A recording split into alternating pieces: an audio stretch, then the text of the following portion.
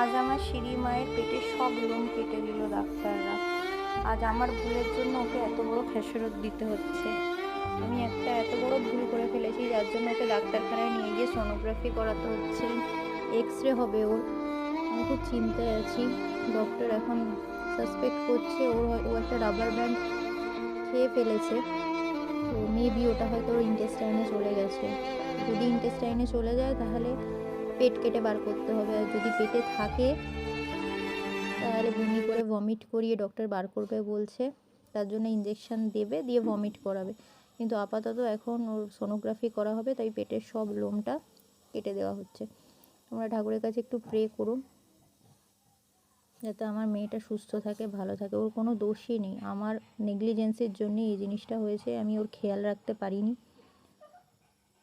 ও সব জিনিসই নিয়ে গিলে ফেলে, আমার একটু নজর রাখা উচিত ছিল।